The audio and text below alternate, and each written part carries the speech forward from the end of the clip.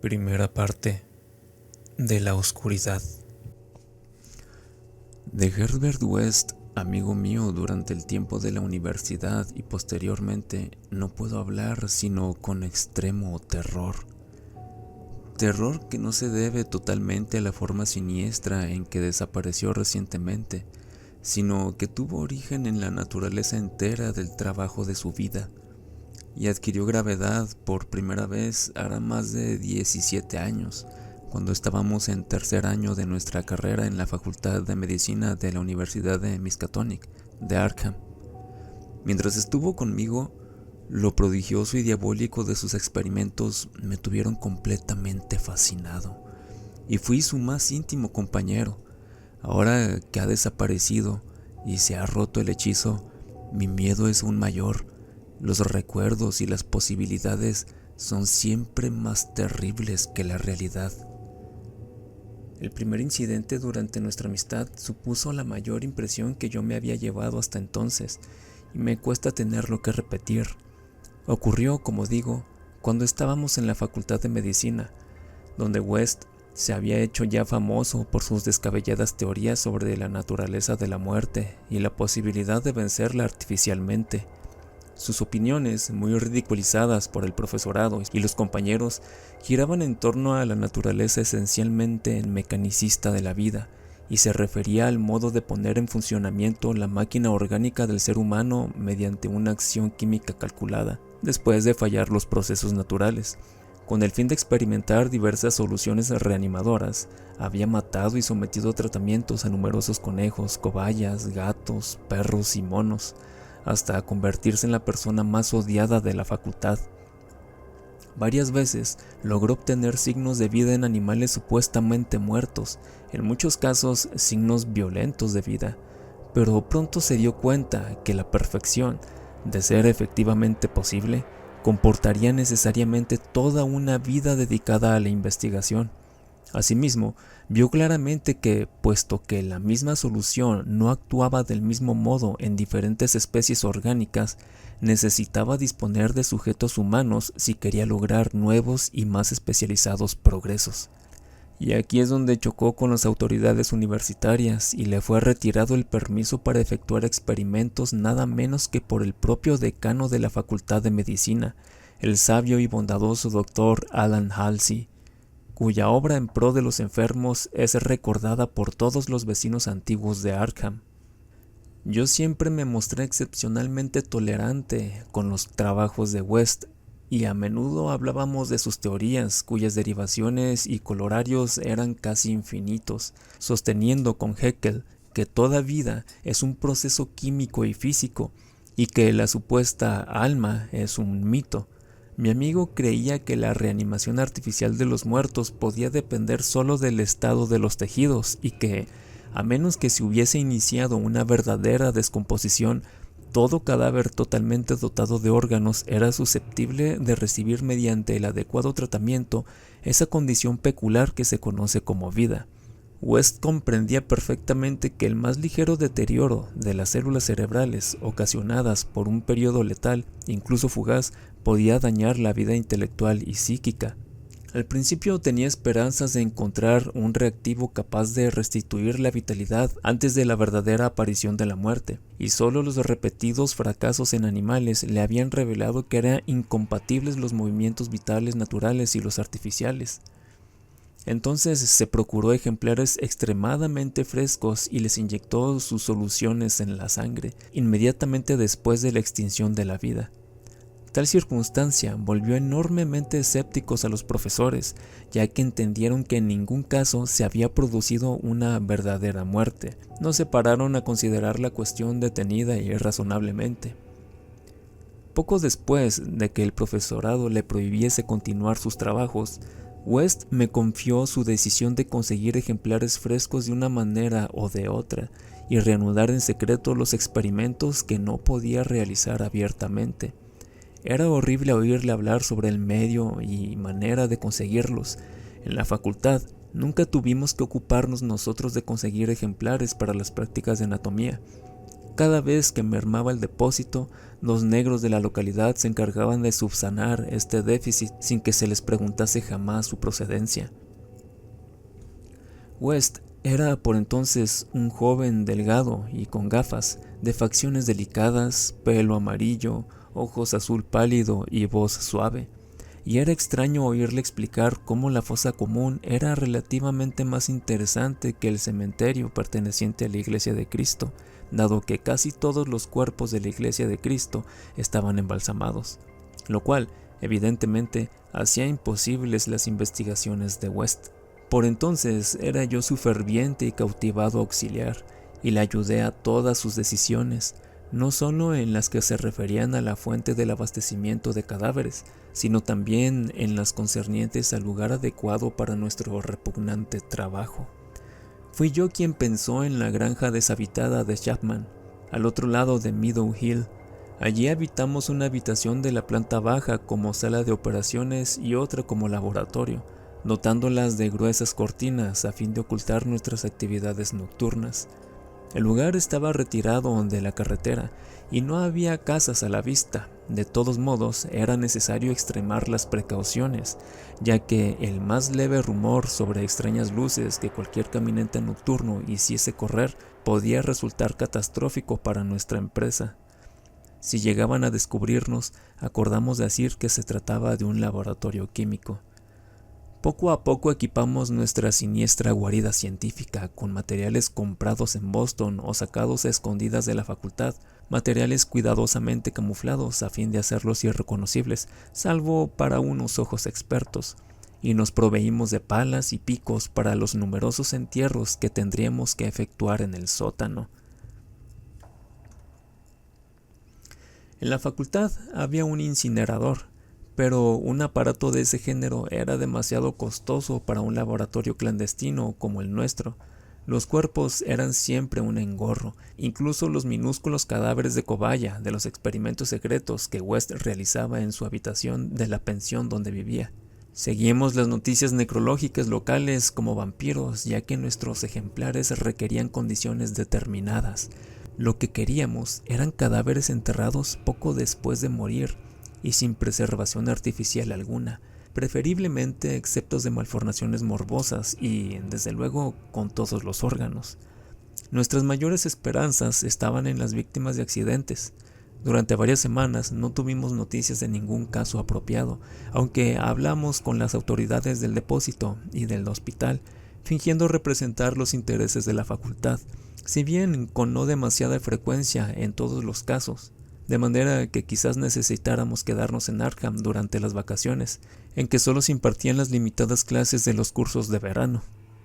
Al final nos sonrió la suerte, pues un día nos enteramos que enterrarían en la fosa común un caso casi ideal, un joven y fornido obrero que se había ahogado el día anterior en Somers Pond.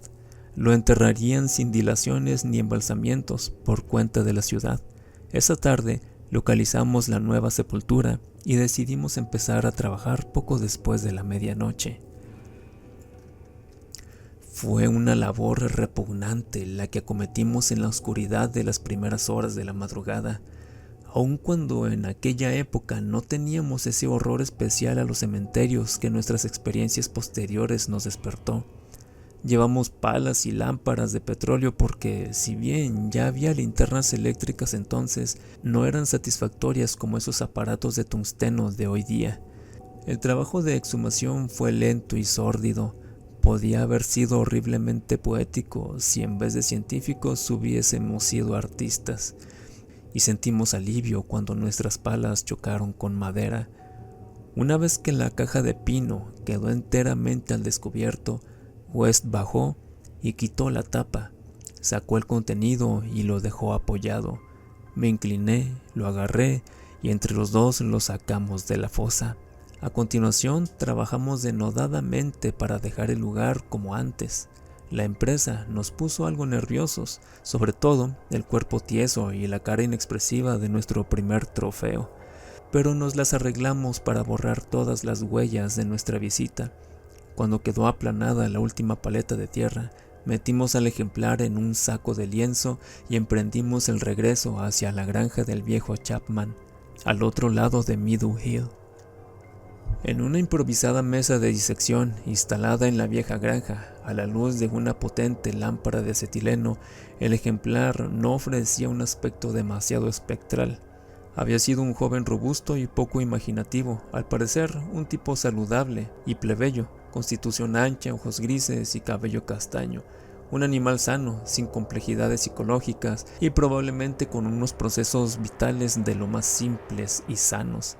Ahora bien, con los ojos cerrados parecía más dormido que muerto. Sin embargo, la prueba experta de mi amigo disipó enseguida toda duda al respecto.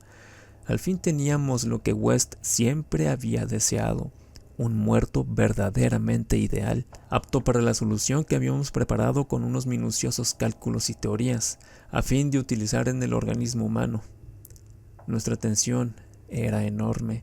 Sabíamos que las posibilidades de lograr un éxito completo eran remotas, y no podíamos reprimir un miedo horrible a las grotescas consecuencias de una posible animación parcial.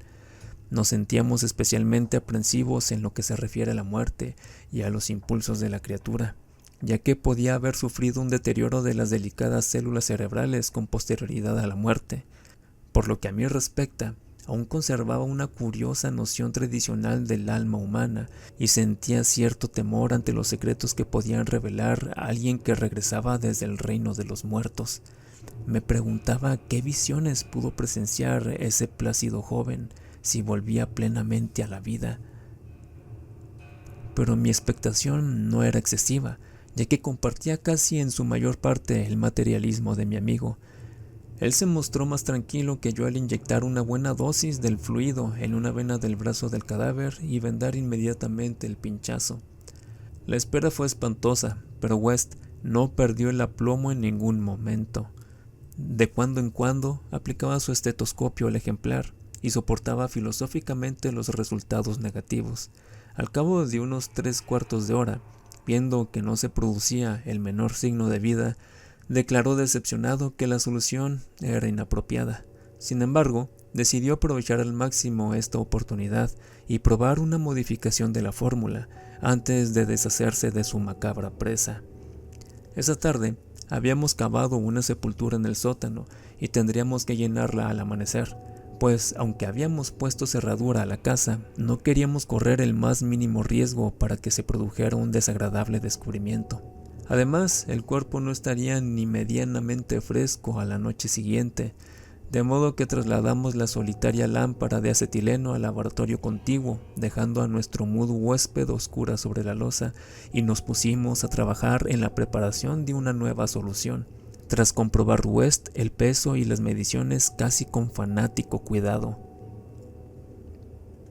El espantoso suceso fue repentino y totalmente inesperado, y West se encontraba ocupado con la lámpara de alcohol que hacía las veces de mechero Bunsen en ese edificio sin instalación de gas, cuando de la habitación que habíamos dejado a oscuras brotó la más horrenda y demoníaca sucesión de gritos jamás oída por ninguno de los dos.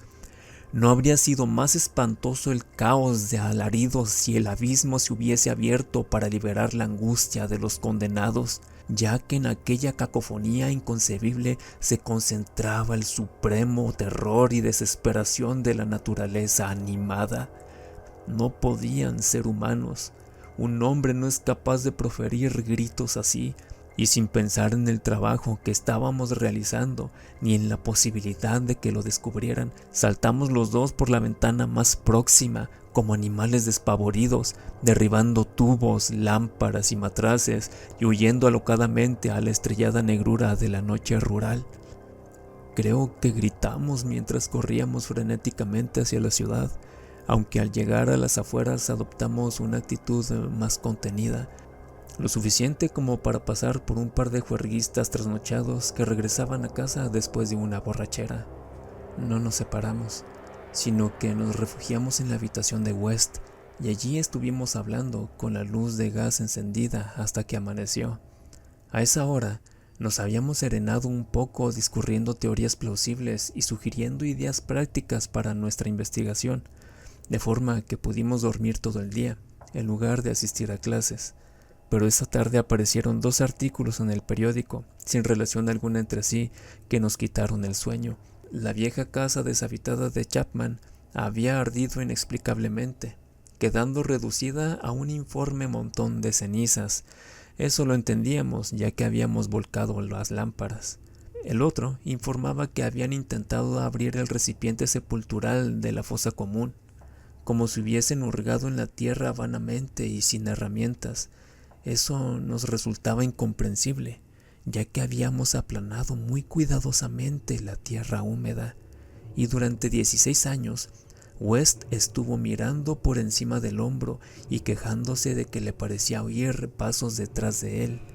Ahora ha desaparecido.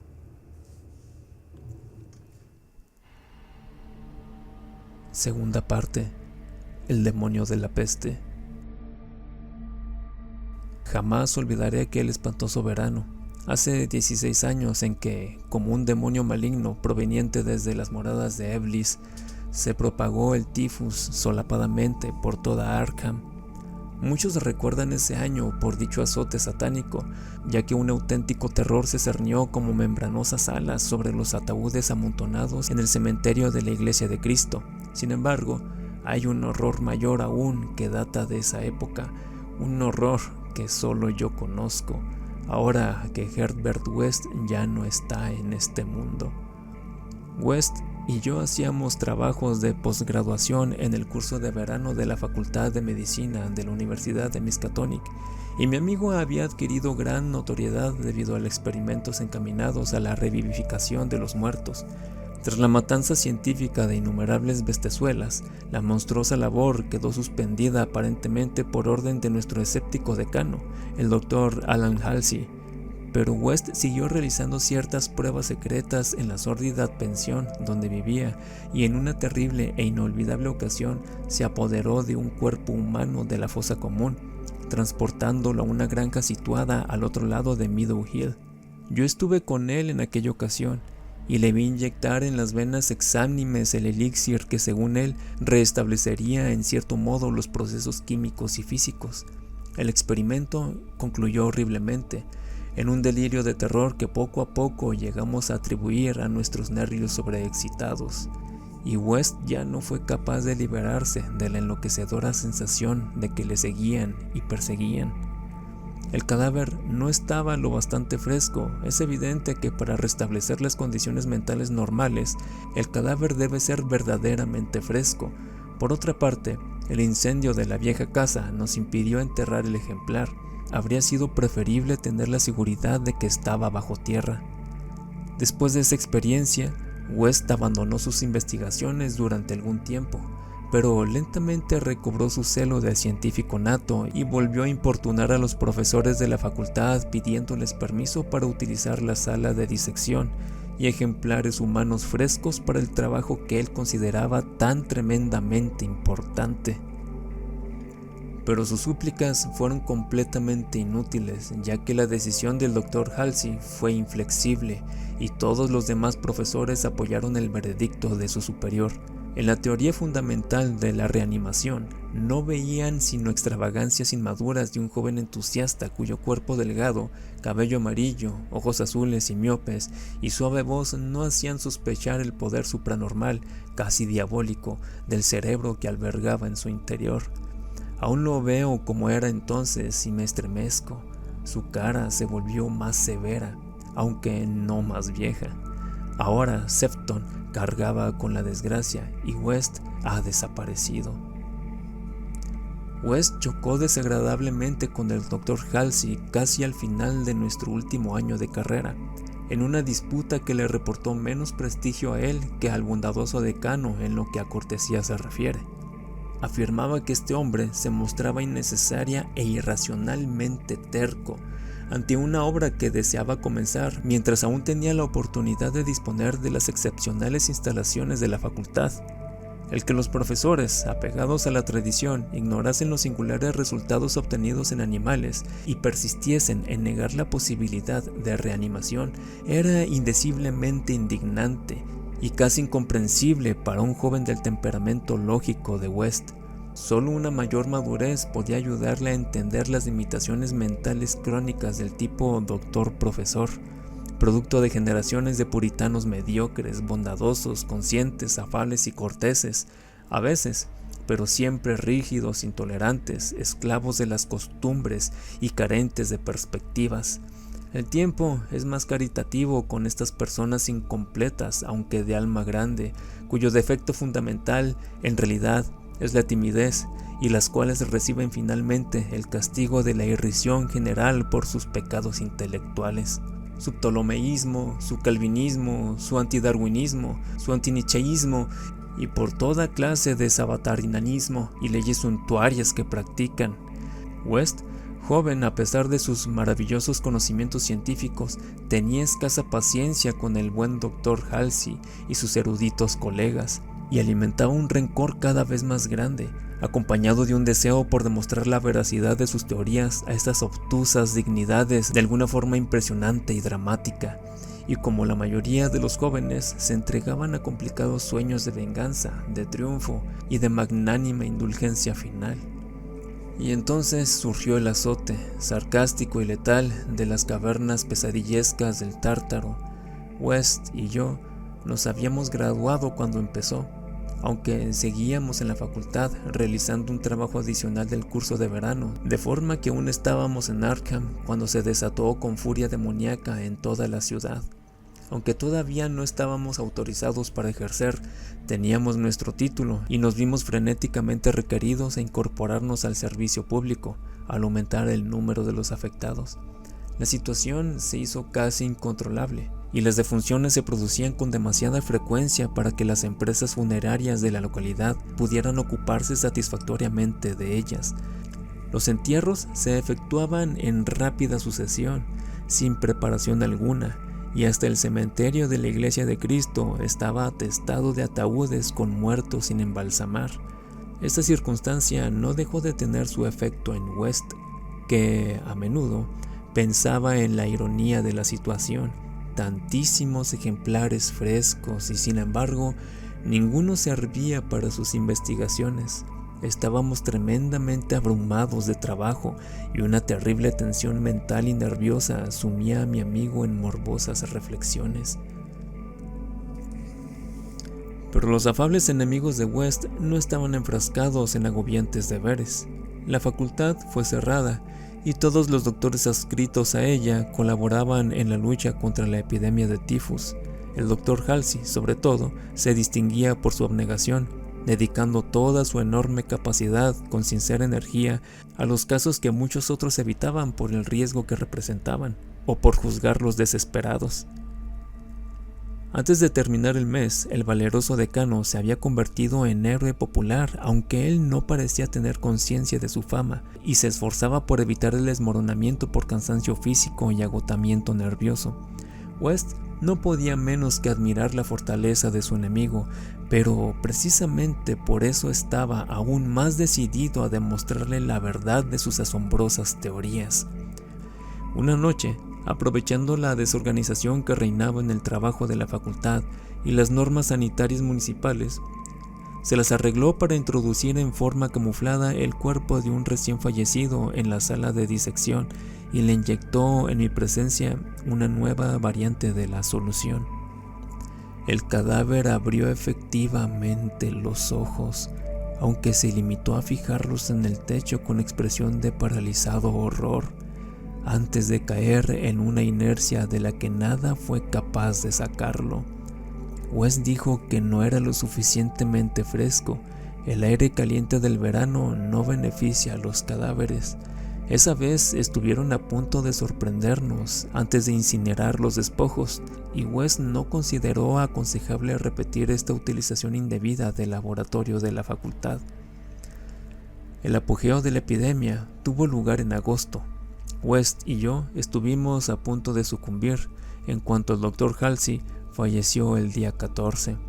Todos los estudiantes asistieron a su precipitado funeral el día 15, aunque casi la ahogaban los testimonios enviados por los ciudadanos acomodados de Arkham y las propias autoridades del municipio. Fue casi un acontecimiento público, dado que el decano fue un verdadero benefactor para la ciudad. Después del sepelio nos quedamos bastante deprimidos y pasamos la tarde en el bar de la Commercial House, donde West, aunque afectado por la muerte de su principal adversario, nos quiso estremecer a todos hablándonos de sus notables teorías. Al oscurecer, la mayoría de los estudiantes regresaron a sus casas o se incorporaron a sus diversas ocupaciones. Pero West me convenció para que lo ayudase a sacar provecho de la noche. La patrona de West nos vio entrar en la habitación alrededor de las 2 de la madrugada, acompañados de un tercer hombre, y le contó a su marido que se notaba que habíamos cenado y bebido demasiado bien. Aparentemente, la vinagrada patrona tenía razón, pues hacia las 3, la casa entera se despertó con los gritos procedentes de la habitación de West, cuya puerta tuvieron que echar abajo para encontrarnos a los dos inconscientes, tendidos en la alfombra manchada de sangre, golpeados, arañados y magullados, con trozos de frascos e instrumentos esparcidos a nuestro alrededor. Solo la ventana abierta revelaba que fue de nuestro asaltante, y muchos se preguntaron qué le ocurriría después del tremendo salto que tuvo que dar desde el segundo piso al césped. Encontraron ciertas ropas extrañas en la habitación, pero cuando West volvió en sí, explicó que no pertenecían al desconocido, sino que eran muestras recogidas para un análisis bacteriológico, lo cual formaba parte de sus investigaciones sobre la transmisión de enfermedades infecciosas. Ordenó que las quemasen inmediatamente en la amplia chimenea. Ante la policía, declaramos ignorar por completo la identidad del hombre que estuvo con nosotros. West explicó con nerviosismo que se trataba de un extranjero afable al que habíamos conocido en un bar de la ciudad que no recordábamos. Habíamos pasado un rato alegres y West y yo no queríamos que detuviesen a nuestro belicoso compañero. Esa misma noche presenciamos el comienzo del segundo horror de Arkham, horror que para mí iba a eclipsar a la misma epidemia. El cementerio de la Iglesia de Cristo fue escenario de un horrible asesinato. Un vigilante fue muerto a arañazos, no solo de manera indescriptiblemente espantosa, sino que había dudas de que el agresor fuese un ser humano. La víctima había sido vista con vida bastante después de la medianoche, descubriéndose el incalificable hecho al amanecer.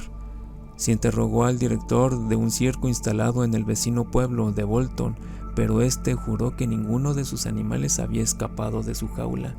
Quienes encontraron el cadáver observaron un rastro de sangre que conducía a una tumba reciente, en cuyo cemento había un pequeño charco rojo, justo delante de la entrada.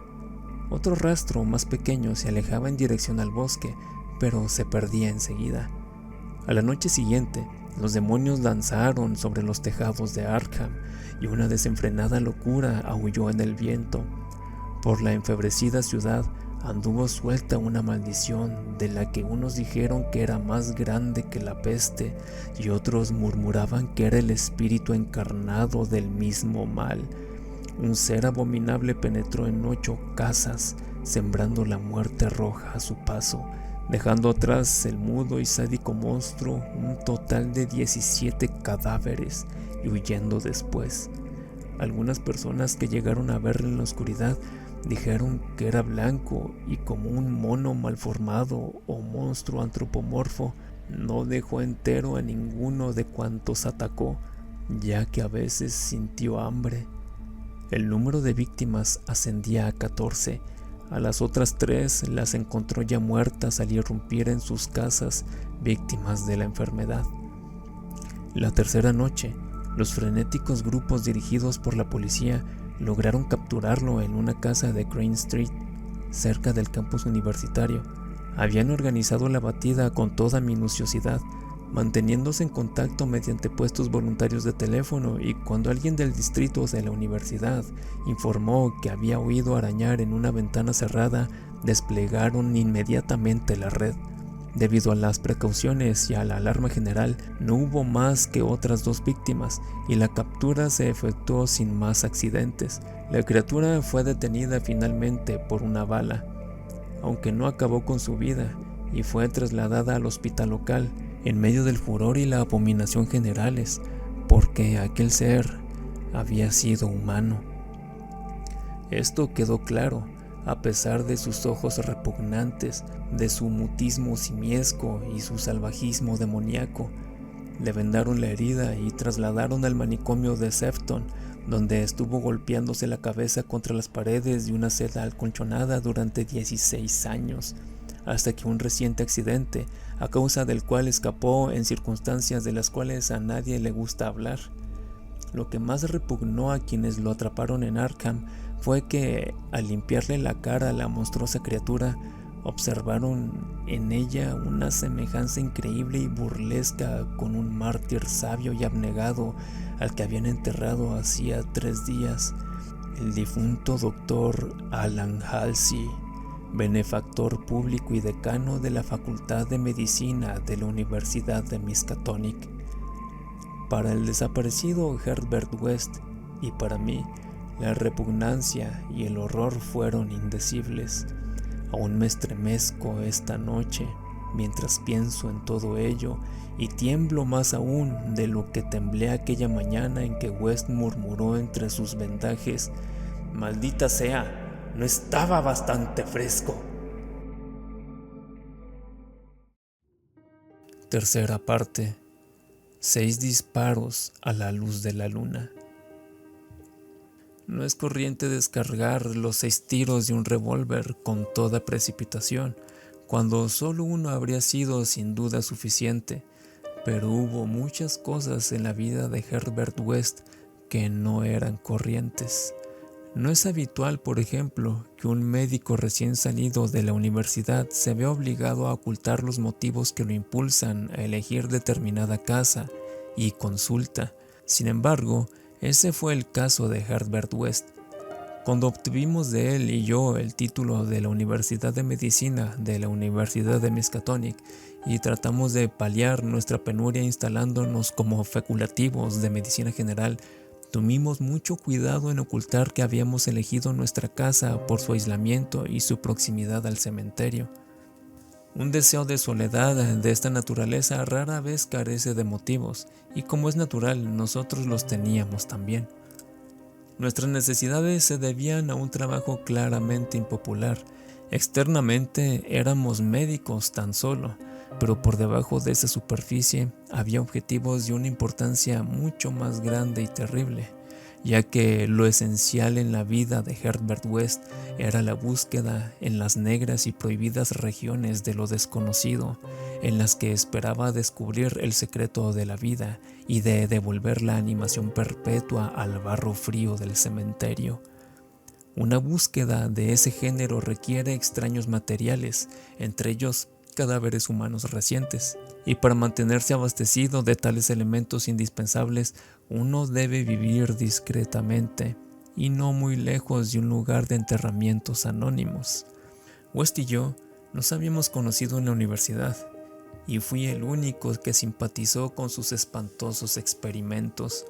Gradualmente me convertí en su ayudante inesperado, y ahora que abandonábamos la universidad teníamos que seguir juntos. No era fácil que 2 doctores encontraran salida juntos, pero finalmente, por influencia de la universidad, se nos proporcionó una consulta en Bolton, pueblo industrial próximo a Arkham, la sede universitaria. Las fábricas textiles de Bolton son las más grandes del valle de Miskatonic, y sus operarios políglotas no han sido jamás pacientes gratos para los médicos de la localidad. Elegimos nuestra casa con el mayor cuidado y adoptamos finalmente un edificio ruinoso, próximo al final de Pond Street, a 5 números de nuestro vecino más cercano, y separada del cementerio tan solo por una extensión de pradera cortada por una estrecha franja de espeso bosque que hay al norte. Dicha distancia era mayor de lo que hubiésemos deseado, pero no encontramos una casa más cerca, a menos que nos hubiésemos instalado en el otro lado del prado, lo que quedaba muy retirado del distrito industrial. Pero no estábamos demasiado descontentos, ya que no teníamos vecinos entre nosotros y nuestra siniestra fuente de abastecimiento. El camino era algo largo, pero podíamos transportar nuestros mudos ejemplares sin que nadie nos molestase. Nuestro trabajo fue sorprendentemente abundante desde el principio mismo, lo bastante abundante como para satisfacer a la mayoría de los jóvenes doctores y lo bastante abundante para resultar un aburrimiento y una pesadez para aquellos estudiosos cuyo verdadero interés residía en otra cosa. Los trabajadores de las fábricas eran de inclinación algo turbulentas, así que además de sus numerosas necesidades de asistencia médica, sus frecuentes golpes, cuchilladas y pendencias nos daban mucho trabajo. Pero lo que verdaderamente acaparaba nuestro interés era el laboratorio secreto que habíamos instalado en el sótano. Un laboratorio con una mesa larga bajo las luces eléctricas donde en las primeras horas de la madrugada inyectábamos a menudo las diversas soluciones de West en las venas de los despojos que sacábamos de la fosa común. West experimentaba febrilmente, tratando de encontrar algo que pusiese en marcha de nuevo los movimientos vitales tras haberlos interrumpido ese fenómeno que llamamos muerte, pero chocaba con los más horrorosos obstáculos. La solución debía tener una composición especial según los distintos tipos. La que servía para los conejillos de indias no valía para los seres humanos y cada clase requería sensibles modificaciones. Los cuerpos tenían que ser excepcionalmente frescos, dado que una ligera descomposición del tejido cerebral hacía imposible que la reanimación fuese perfecta. En efecto, el mayor problema estaba en conseguir cadáveres suficientemente frescos. West tuvo experiencias horribles durante sus investigaciones secretas en la universidad con cadáveres de dudosa calidad. Las consecuencias de una animación parcial o imperfecta eran mucho más horrendas que los fracasos totales, y los dos teníamos recuerdos pavorosos de ese tipo de resultados.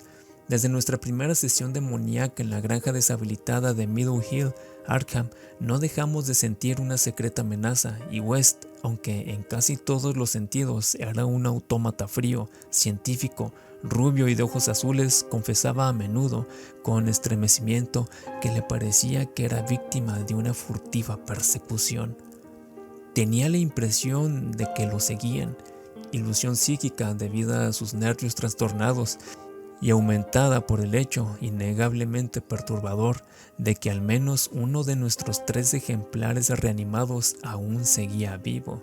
Se trataba de un ser espantoso y carnívoro, el cual permanecía encerrado en una celda acolchonada de Sefton.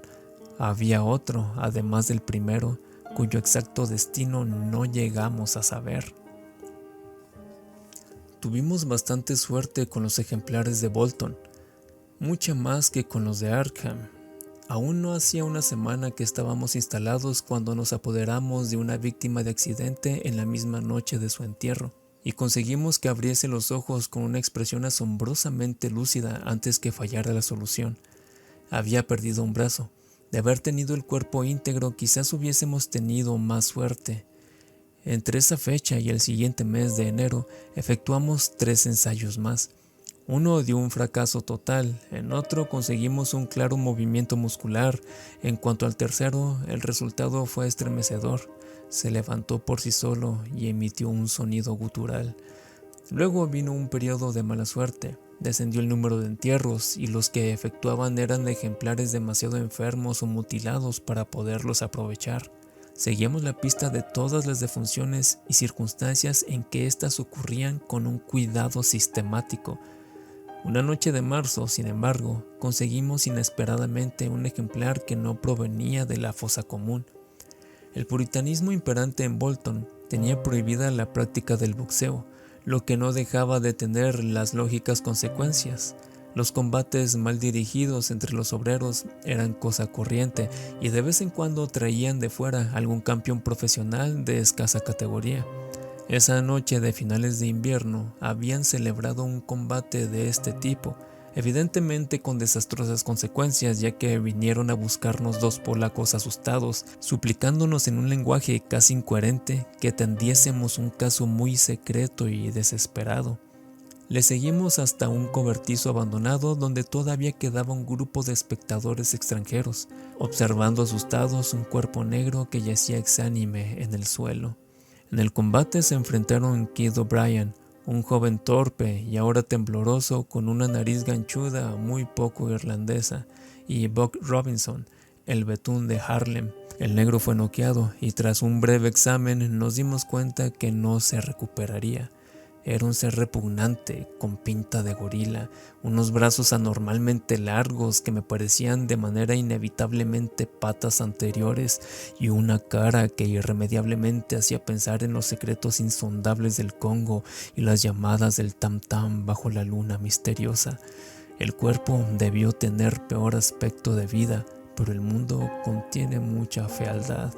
Aquella gente despreciable estaba asustada, ya que no sabían que podía exigirles la ley si el caso llegaba a conocerse, y se sintieron agradecidos cuando West, a pesar de mis involuntarios estremecimientos, se ofreció a liberarse del cuerpo en secreto, puesto que conocía muy bien sus intenciones. Había una luna resplandeciente sobre el paisaje sin nieve, pero vestimos el cadáver y lo llevamos a casa entre los dos por las calles desiertas y el campo, del mismo modo que transportamos un cadáver parecido una horrible noche en Arkham. Nos dirigimos a casa por el campo de atrás, introdujimos el ejemplar por la puerta trasera, lo bajamos al sótano y lo preparamos para nuestro experimento habitual.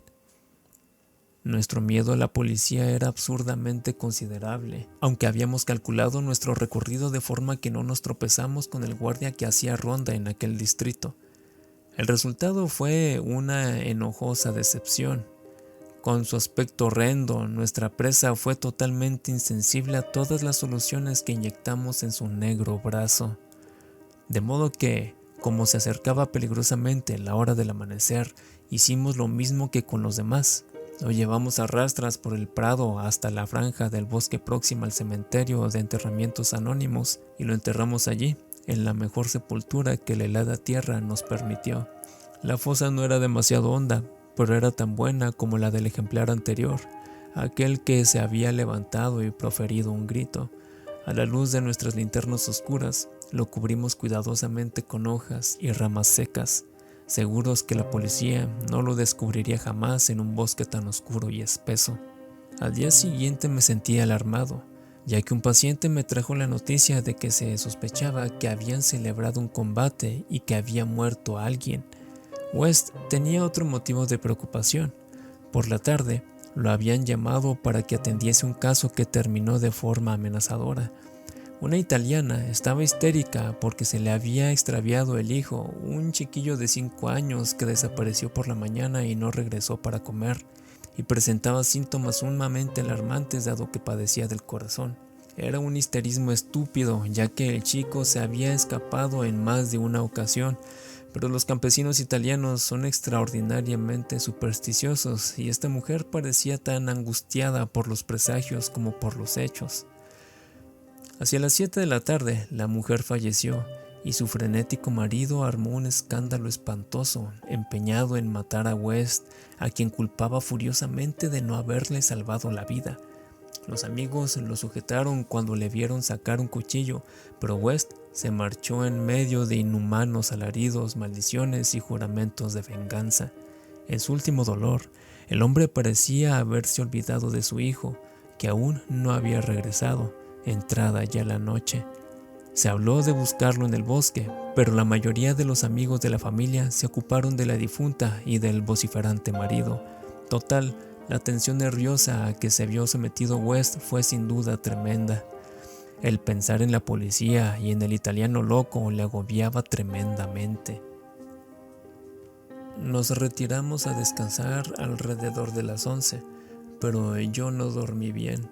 Bolton contaba con un cuerpo de policías sorprendentemente eficaz pese a ser un pueblo pequeño, y yo no paraba de pensar en el escándalo que se provocaría si llegaban a descubrir lo ocurrido la noche anterior. Podía significar el fin de nuestro trabajo en la localidad y quizás la cárcel para los dos. Me inquietaban los rumores que corrían acerca del combate de boxeo. Pasadas las 3, el resplandor de la luna me dio en los ojos, pero me volví sin levantarme a cerrar la persiana. Luego sonaron unos golpes enérgicos en la puerta de atrás. Permanecí inmóvil, aturdido. Poco después oí a West llamar a mi puerta. Estaba en bata y zapatillas y tenía en las manos un revólver y una linterna eléctrica. Al ver el revólver comprendí que pensaba más en el enajenado italiano que en la policía. «Será mejor que bajemos los dos», susurró. No estaría bien no contestar, quizás sea un paciente. Sería muy propio de uno de esos idiotas llamar por la puerta de atrás. Así que bajamos los dos, sigilosamente, con un temor en parte justificado y en parte debido solamente al misterio de las primeras horas de la madrugada. Volvieron a llamar un poco más fuerte. Al llegar a la puerta, corrí el cerrojo cautelosamente y abrí de par en par, y al revelarnos la luz de la luna, la figura que teníamos delante, West hizo algo muy extraño. A pesar del evidente peligro de atraer sobre nuestras cabezas la temida investigación policial, cosa que felizmente evitamos por el relativo aislamiento de nuestra casa, mi amigo, súbita, excitada e innecesariamente, vació las 6 cámaras de su revólver sobre nuestro nocturno visitante, porque no se trataba del italiano, ni de un policía. Recortándose horrendamente contra la luna espectral, había un ser gigantesco y deforme, inconcebible salvo en las pesadillas, una aparición de ojos vidriosos, negra y casi a 4 patas, cubierta de hojas y ramas y barro, sucia de sangre coagulada, la cual mostraba entre sus dientes relucientes una cosa cilíndrica, terrible, blanca como la nieve, que terminaba en una diminuta mano.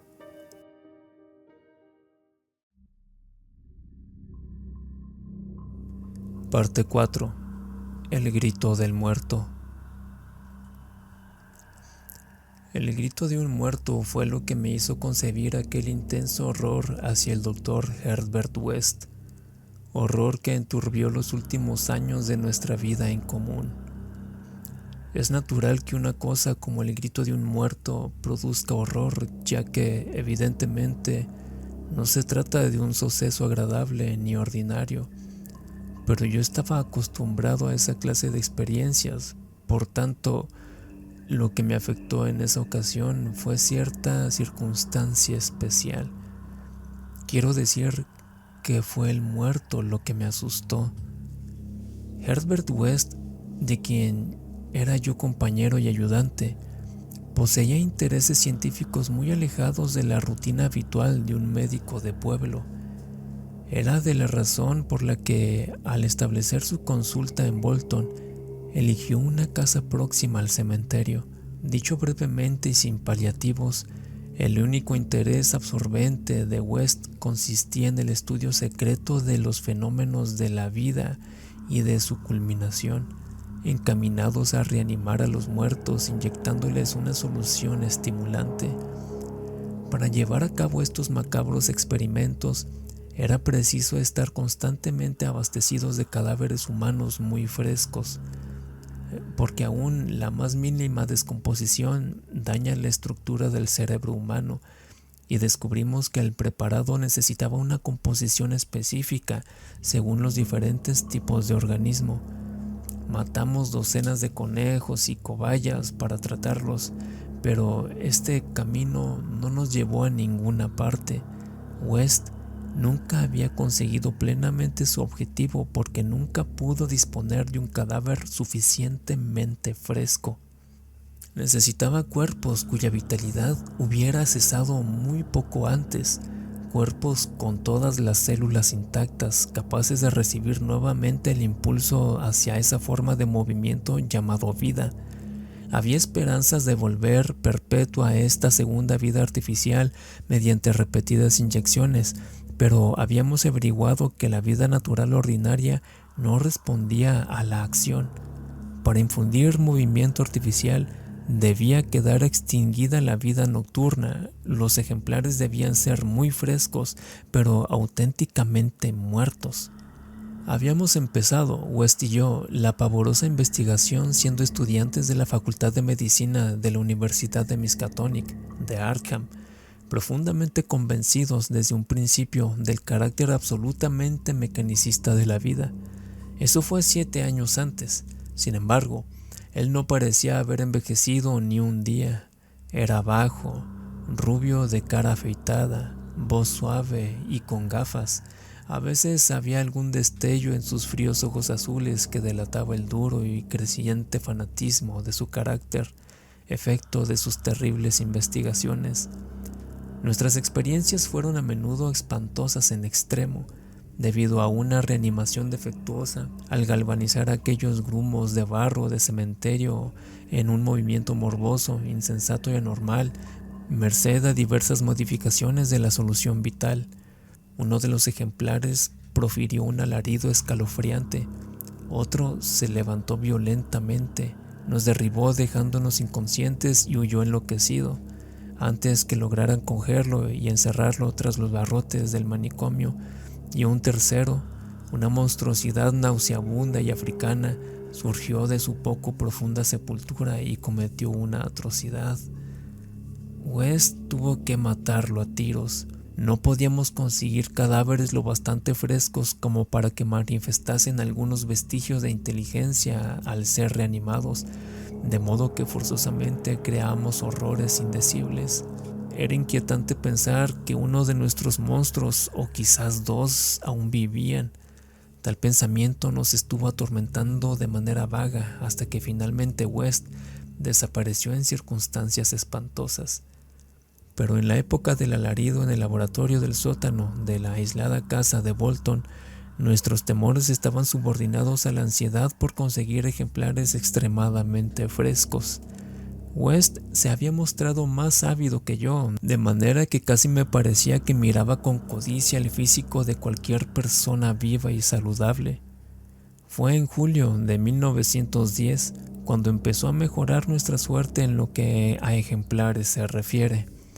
Yo me había ido a Illinois a hacerle una larga visita a mis padres y a mi regreso encontré a West en un estado de singular euforia. Me dijo excitado que casi con toda probabilidad había resuelto el problema de la frescura de los cadáveres, abordándolo desde un ángulo enteramente distinto, el de la preservación artificial. Yo sabía que trabajaba en un preparado nuevo sumamente original, así que no me sorprendió que hubiera dado resultado. Pero hasta que me hubo explicado con detalles, me tuvo un poco perplejo sobre cómo podía ayudarnos dicho preparado en nuestro trabajo, ya que el enojoso deterioro de los ejemplares se debía ante todo al tiempo transcurrido hasta que caían en nuestras manos. Esto lo había visto claramente West, según me daba cuenta ahora, al crear un compuesto embalsamador para uso futuro más que inmediato, por si el destino le proporcionaba un cadáver muy reciente y sin enterrar, como nos ocurrió años antes con el negro aquel de Bolton tras el combate de boxeo. Por último, el destino se nos mostró propicio, de forma que en esta ocasión conseguimos tener en el laboratorio secreto del sótano un cadáver cuya corrupción no había tenido posibilidad de empezar aún. West no se atrevía a predecir qué sucedería en el momento de la reanimación, ni si podíamos esperar una revivificación de la mente y la razón. El experimento marcaría un hito en nuestros estudios, por lo que había preservado este nuevo cuerpo hasta mi regreso, a fin que compartiésemos los dos el resultado de la forma acostumbrada. West me contó cómo había conseguido el ejemplar. Había sido un hombre vigoroso, un extranjero bien vestido que se acababa de apear al tren y que se dirigía a las fábricas textiles de Bolton a resolver unos asuntos. Había dado un largo paseo en el pueblo y al detenerse en nuestra casa a preguntar el camino hacia las fábricas sufrió un ataque al corazón. Se negó a tomar el cordial y cayó súbitamente muerto un momento después. Como era de esperar, el cadáver le pareció a West como caído del cielo. En su breve conversación, el forastero le explicó que no conocía a nadie en Bolton y tras registrarle los bolsillos después, averiguó que se trataba de un tal Robert Levitt de Saint Louis, al parecer sin familia que pudiera hacer averiguaciones sobre su desaparición. Si no conseguía devolverlo a la vida, nadie se enteraría de nuestro experimento. Solíamos enterrar los despojos en una espesa franja de bosque que había entre nuestra casa y el cementerio de enterramientos anónimos. En cambio, si teníamos éxito, nuestra fama quedaría brillante y perpetuamente establecida. De modo que West inyectó sin demora en la muñeca del cadáver el preparado que lo mantendría fresco hasta mi llegada.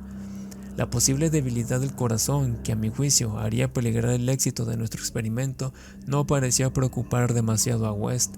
Esperaba conseguir al fin lo que no había logrado hasta ahora: reavivar la chispa de la razón y devolverle la vida, quizás a una criatura normal.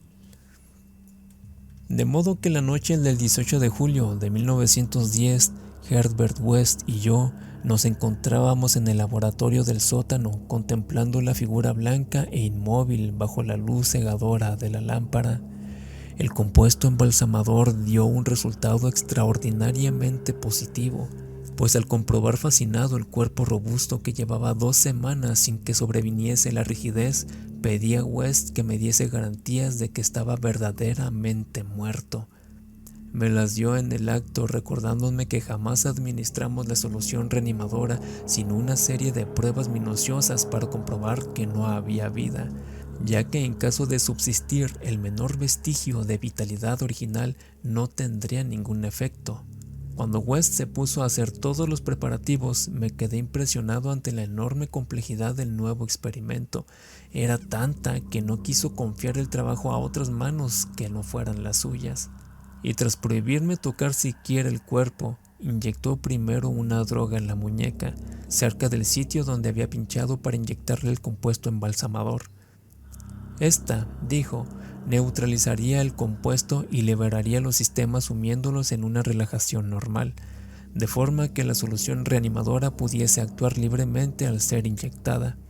Poco después, cuando se observó un cambio y un leve temblor pareció afectar los miembros muertos, West colocó sobre la cara espasmódica una especie de almohada, la apretó violentamente y no la retiró hasta que el cadáver se quedó absolutamente inmóvil y listo para nuestro intento de reanimación.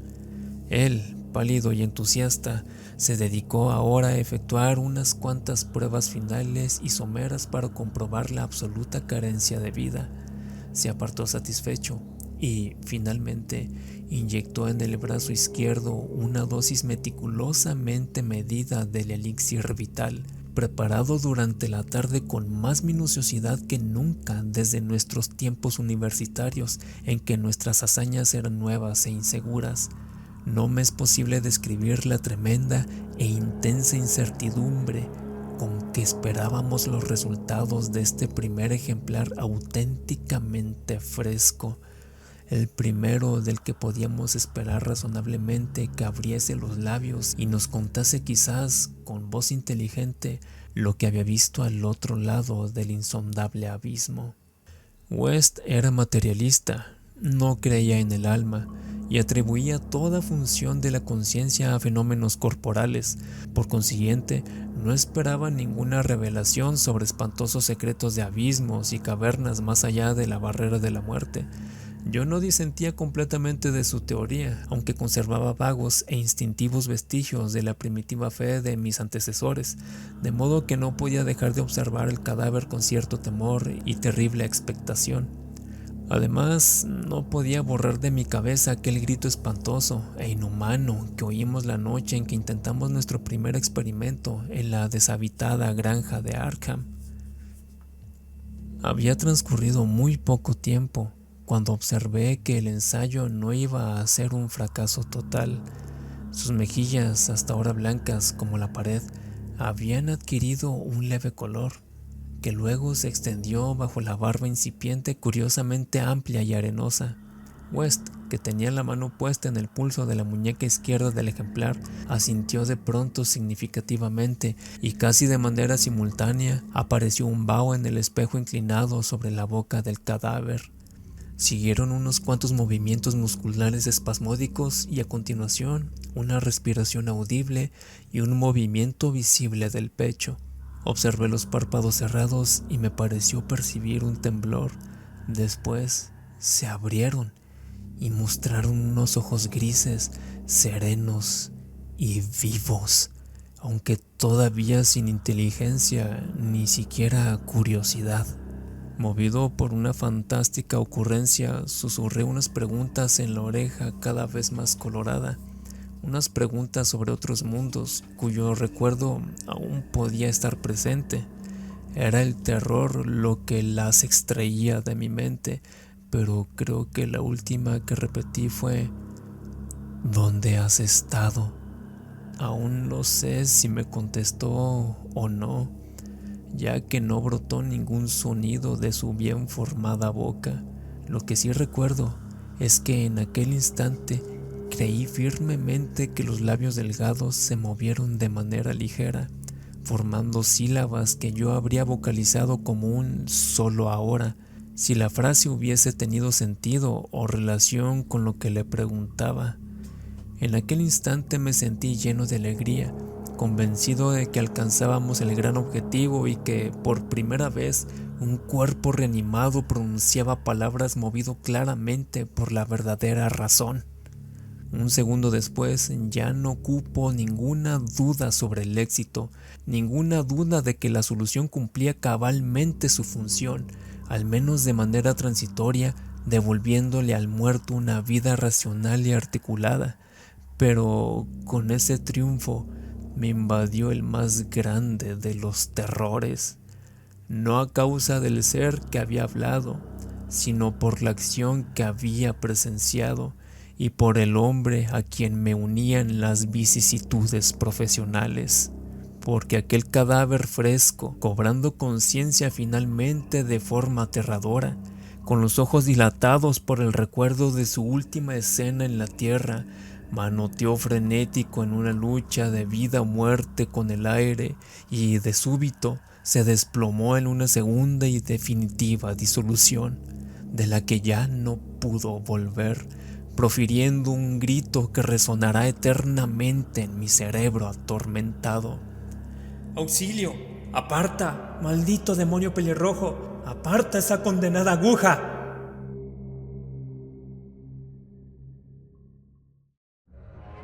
Parte 5. El horror de las sombras. Muchos hombres han contado cosas espantosas no referidas en letra impresa que sucedieron en los campos de batalla durante la Gran Guerra. Algunas de estas cosas me han hecho palidecer, otras me han producido unas náuseas incontenibles, mientras que otras me han hecho temblar y volver la mirada hacia atrás en la oscuridad. Sin embargo, creo que puedo relatar la peor de todas, el espantoso, el antinatural e increíble horror de las sombras. En 1915 estaba yo como médico en el grado de teniente en un regimiento canadiense en Flandes, siendo uno de los numerosos americanos que se adelantaron al gobierno mismo en la gigante contienda. No había ingresado al ejército por iniciativa propia, sino más bien como consecuencia natural de haberse alistado el hombre de quien era yo, ayudante indispensable, el célebre cirujano de Bolton, Dr. Herbert West. El Dr. West se mostró siempre deseoso de poder prestar servicio como cirujano en una gran guerra, y cuando dicha posibilidad se le presentó, me arrastró consigo en contra de mi voluntad.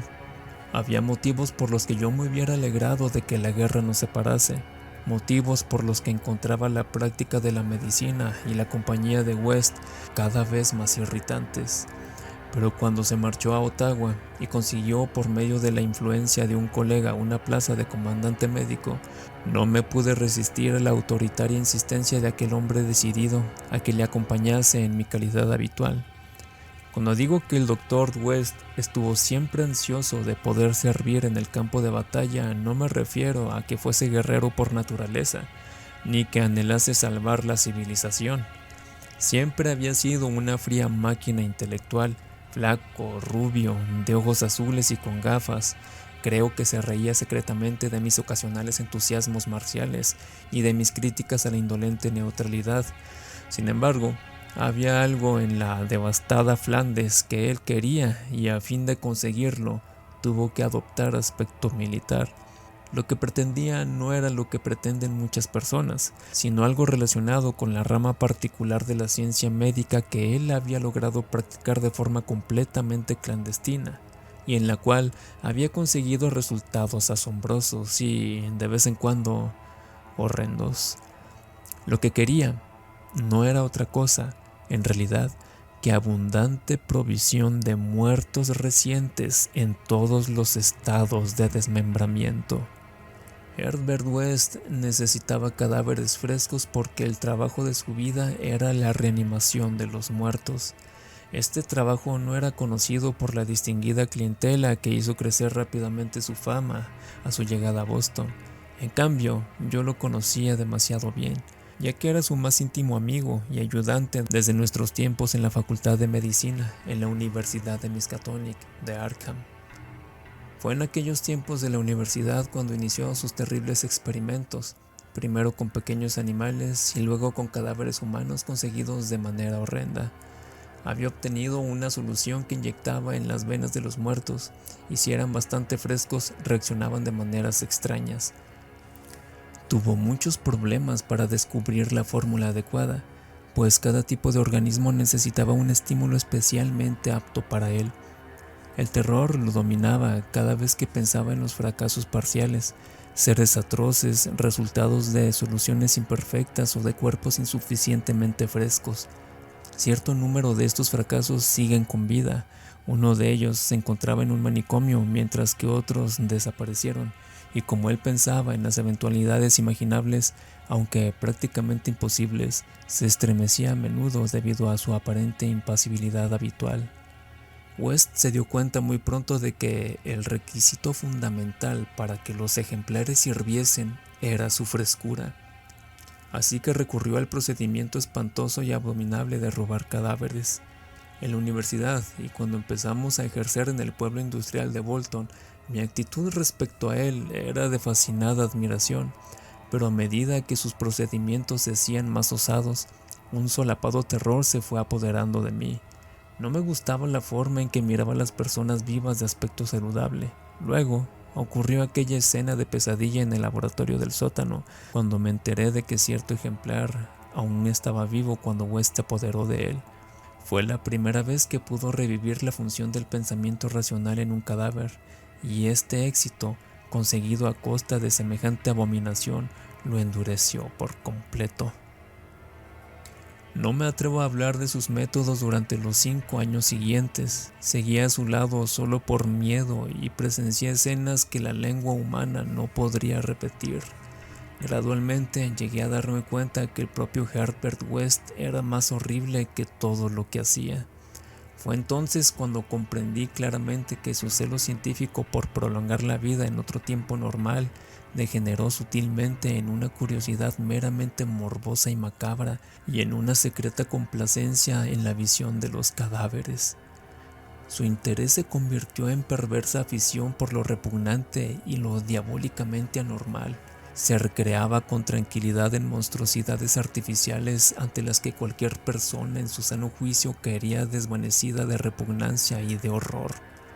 Además, detrás de su pálido intelectualismo, se convirtió en un exigente Baudelaire del experimento físico, en un lánguido Heliogábalo de las tumbas. Afrontaba imperturbable los peligros y cometía crímenes con impasibilidad. Creo que el momento crítico llegó al comprobar que podía restituir la vida racional y buscó nuevos ámbitos que conquistar experimentando en la reanimación de partes seccionadas de los cuerpos.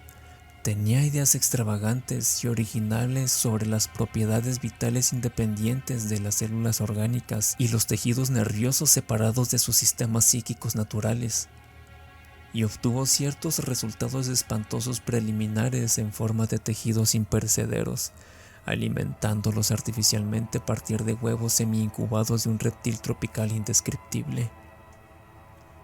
Había 2 cuestiones biológicas que ansiaba terriblemente establecer. Primero, si podía darse algún tipo de conciencia o actividad racional sin cerebro en la médula espinal y en los diversos centros nerviosos. Y segundo, si existía alguna clase de relación etérea, intangible, distinta de las células materiales que uniese las partes quirúrgicamente separadas que previamente constituían un solo organismo vivo. Todo este trabajo científico requería una prodigiosa provisión de carne humana recién muerta, y esa fue la razón por la que Herbert West participó en la Gran Guerra. El horrendo y abominable suceso ocurrió una medianoche, a finales de marzo de 1915, en un hospital de la campaña detrás de las líneas de Saint Eloi. Aún ahora me pregunto si no fue meramente la diabólica ficción de un delirio.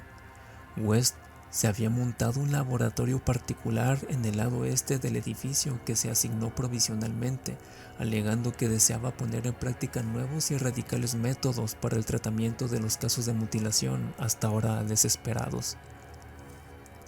Allí trabajaba como carnicero, en medio de una sanguinolenta mercancía. Jamás llegué a acostumbrarme a la ligereza con que él manejaba y clasificaba determinado material.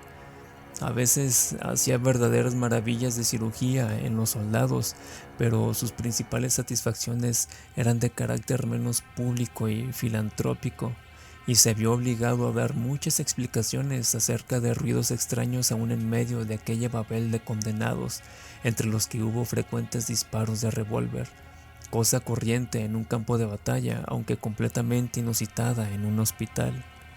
Los ejemplares reanimados por el Dr. West no reunían condiciones para recibir una larga existencia ni ser contemplados por un amplio número de espectadores. Además del humano, West utilizaba gran cantidad de tejido embrionario de reptiles que él mismo cultivaba con resultados singulares.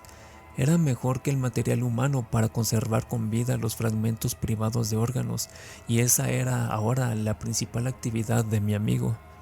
En un oscuro rincón del laboratorio, sobre un extraño mechero de incubación, tenía una gran cuba tapada, llena de esa sustancia celular de reptiles que se multiplicaba y crecía de forma borboteante y horrenda. La noche de que hablo, teníamos un ejemplar nuevo y espléndido, un hombre físicamente fuerte y a la vez de tan elevada inteligencia que nos garantizaba un sistema nervioso sensible. Resultaba irónico, pues se trataba del oficial que ayudó para que se le concediese a West su destino y que ahora debió ser nuestro socio. Es más, en el pasado, estudió secretamente la teoría de la reanimación bajo la dirección de West. El comandante Sir Henrik Morland Clapham Lee, de la Orden de Servicio Distinguido, era el mejor cirujano de nuestra división y fue designado precipitadamente al sector de St. Eloi cuando llegaron al cuartel general noticias del reclutamiento de la lucha. Efectuó el viaje en un avión pilotado por el intrépido teniente Ronald Hill, solo para ser derribado precisamente en el punto de su destino. La caída fue tremenda y espectacular. Hill quedó irreconocible. En cuanto al gran cirujano, el accidente le seccionó la cabeza casi por completo, aunque el resto del cuerpo estaba intacto. West se apoderó ansiosamente de aquel despojo inerte que fue su amigo y compañero de estudios. Me estremecí al verlo terminar de separar la cabeza, colocarla en una diabólica cuba de pulposo tejido de reptiles con objeto de conservarla para futuros experimentos y seguir manipulando el cuerpo decapitado sobre la mesa de operaciones. Inyectó sangre nueva y unió determinadas venas, arterias y nervios del cuello sin cabeza y cerró la horrible abertura injertando piel de un ejemplar no identificado que había llevado uniforme de oficial. Yo sabía lo que pretendía, comprobar si este cuerpo sumamente organizado podía dar, sin cabeza, alguna señal de la vida mental que distinguió a Sir Henrik Morland Clapham Lee, estudioso en otro tiempo de la reanimación. Este tronco mudo era ahora requerido espantosamente a servir de ejemplo. Aún puedo ver a Herbert West bajo la siniestra luz de la lámpara, inyectando la solución reanimadora en los brazos del cuerpo decapitado. No puedo describir la escena, me desmayaría si lo intentara, ya que era enloquecedora aquella habitación repleta de horribles objetos clasificados, con el suelo resbaladizo a causa de la sangre y otros desechos menos humanos que formaban un barro cuyo espesor llegaba casi hasta el tobillo, y aquellas horrendas anormalidades de reptiles salpicando, burbujeando y cosiendo sobre el espectro azulado y vacilante de la llama en un rincón de negras sombras. El ejemplar, como West comentó en repetidas ocasiones, poseía un sistema nervioso espléndido.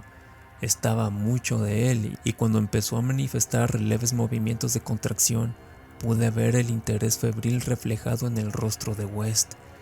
Creo que estaba preparado para presenciar la prueba de su cada vez más sólida opinión de que la conciencia, la razón y la personalidad pueden subsistir independientemente del cerebro, que el hombre no posee un espíritu central conectivo, sino que es meramente una máquina de materia nerviosa en la que cada sección se encuentra más o menos completa en sí misma.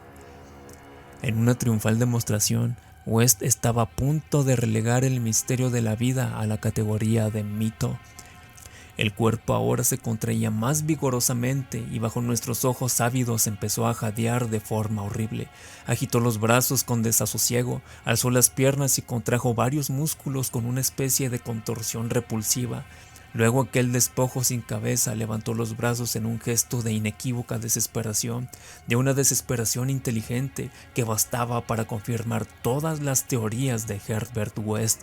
Evidentemente, los nervios recordaban el último acto en vida del hombre, la lucha por librarse del avión que se iba a estrellar. No sé exactamente qué fue lo que siguió. Tal vez se trata solo de una alucinación provocada por la impresión que sufrí en aquel instante al iniciarse el bombardeo alemán que destruyó el edificio. Quién sabe, ya que West y yo fuimos los únicos supervivientes.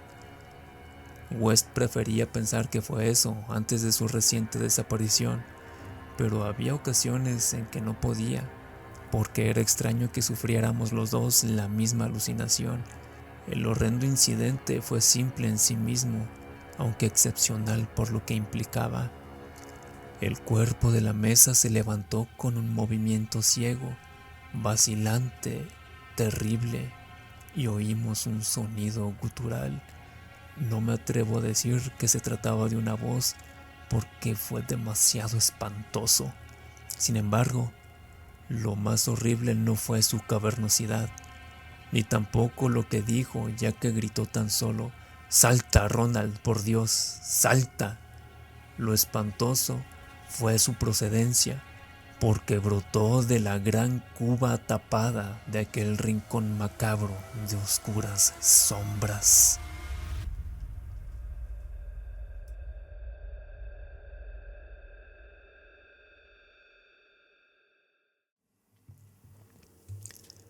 Parte 6. Las legiones de la tumba. Cuando desapareció el Dr. Herbert West hace un año, la policía de Boston me sometió a un minucioso interrogatorio. Sospechaban que me callaba cosas o algo peor, pero no podía decirles la verdad porque no me habrían creído.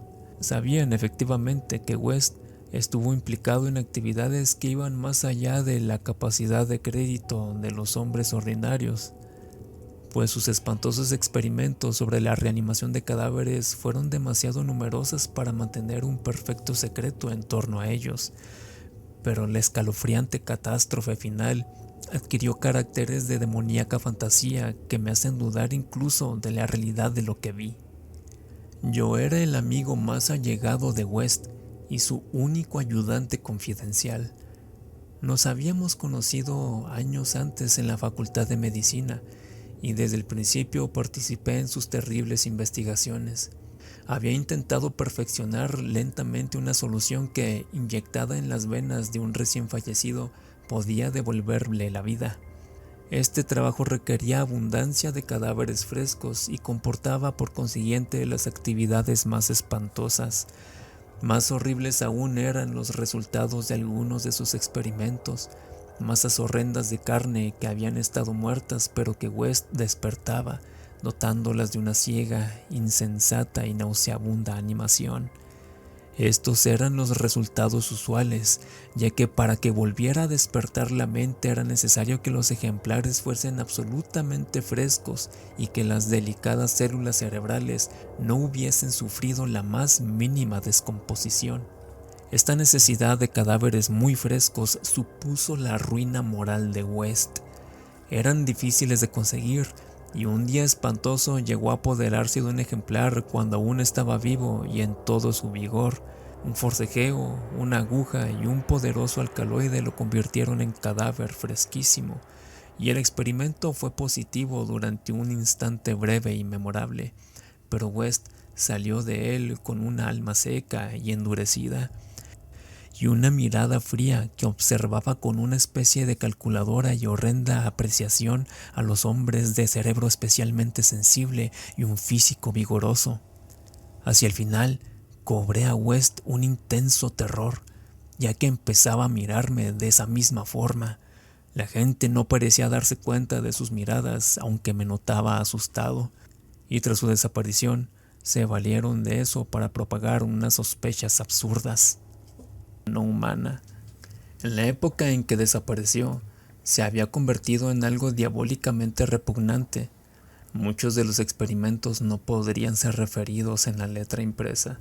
La gran guerra en la que servimos los dos como cirujanos solo intensificó este aspecto de West. Al decir que el miedo de West a sus ejemplares era brumoso, pensaba sobre todo en el carácter complejo de ese sentimiento. En parte se debía solo al hecho de saber que aún seguían existiendo esos monstruos abominables, y en parte a su miedo al daño corporal que podían infligirle en determinadas circunstancias. La desaparición de estos seres aumentaba el horror de la situación. West solo conocía el paradero de uno de ellos, la lastimosa criatura del manicomio, pero además había un miedo más sutil, una sensación verdaderamente fantástica, consecuencia de un extraño experimento que llevó a cabo en el ejército canadiense en 1915. West reanimó al comandante Eric Morland Clapham Lee, DSO, colega nuestro que estaba al tanto de sus experimentos y el cual podía haberlos duplicado. Le seccionó la cabeza a fin de poder estudiar la posibilidad de vida cuasi inteligente del tronco. El experimento dio resultado en el mismo instante en que el edificio era barrido por una granada alemana. El tronco se movió de forma inteligente y, por increíble que parezca, tuvimos la seguridad de que brotaron sonidos articulados de la cabeza seccionada que estaba en el fondo oscuro del laboratorio. En cierto modo, la granada fue misericordiosa, pero West jamás estuvo seguro, como habría sido su deseo, de que fuéramos él y yo los únicos supervivientes. Después, solía hacer estremecedoras conjeturas sobre lo que sería capaz de hacer un médico decapitado con capacidad de reanimar a los muertos. La última residencia de West fue una venerable casa muy elegante que dominaba uno de los más antiguos cementerios de Boston. Había escogido el lugar por razones puramente simbólicas y fantásticas, ya que la mayoría de los enterramientos databan del periodo colonial y por tanto era de muy poca utilidad para un científico que necesitaba cadáveres frescos. Había instalado el laboratorio en un subsótano secretamente construido por obreros traídos de otra región, y en él tenía un gran incinerador para la total y discreta eliminación de los cadáveres, fragmentos y remedos sintéticos de cuerpos que quedaban de los morbosos experimentos e impías diversiones del dueño. Durante la excavación de ese sótano, los obreros dieron con cierta albañilería extraordinariamente antigua. Sin duda comunicaba con el viejo cementerio, aunque era demasiado profunda para que desembocara en algún sepulcro conocido. Después de muchos cálculos, West concluyó que debía existir alguna cámara secreta bajo la tumba de los Averill, en la que el último entierro se efectuó en 1768. Yo estaba con él cuando estudió las paredes goteantes y nitrosas que dejaron al descubierto las palas y los picos de los obreros, y estaba preparado para el espantoso escalofrío que nos aguardaba en el instante de descubrir los secretos sepulcrales y seculares. Pero por primera vez, la nueva timidez de West se impuso a su natural curiosidad y traicionó su degenerada fibra, imponiéndole que dejase intacta la albañilería y la tapase con yeso. Y así permaneció hasta la noche infernal como parte de las paredes del laboratorio secreto. He hablado del debilitamiento de West, pero debo añadir que era puramente mental e intangible. Exteriormente fue el mismo hasta el final, tranquilo, frío, delgado, con el pelo amarillo, ojos azules y con gafas, y un aspecto general de joven que los años y los terrores no llegaron a cambiar. Parecía sereno incluso cuando pensaba en aquella sepultura arañada y miraba por encima del hombro, o cuando pensaba en aquel ser carnívoro que mordía y manoteaba los barrotes de Sefton. El final de Herbert West comenzó una tarde en nuestro despacho común, cuando alternaba su extraña mirada con el periódico y yo. Un curioso titular atrajo su atención desde las arrugadas páginas y una zarpa titánica pareció atraparle desde 16 años atrás.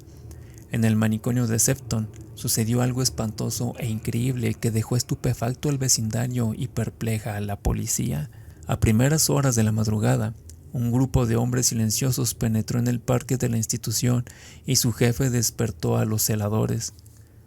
Era una amenazadora figura militar que hablaba sin mover los labios, cuya voz parecía conectada casi ventrílocuamente a un gran estuche negro que transportaba. Su inexpresivo rostro tenía las facciones bien parecidas hasta el punto de dar la impresión de una belleza radiante, aunque el director se llevó un sobresalto cuando la luz del vestíbulo cayó sobre él, ya que era un rostro de cera y los ojos de cristal pintado.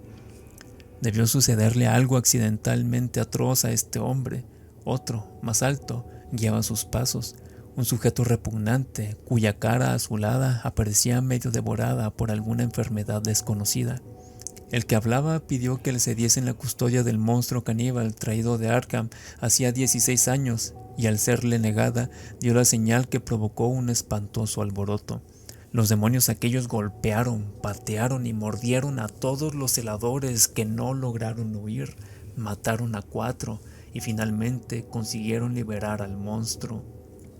Estas víctimas, que podían recordar el suceso sin histerismo, juraban que las criaturas se comportaron menos como hombres que como puros autómatas guiados por el jefe de cabeza de cera.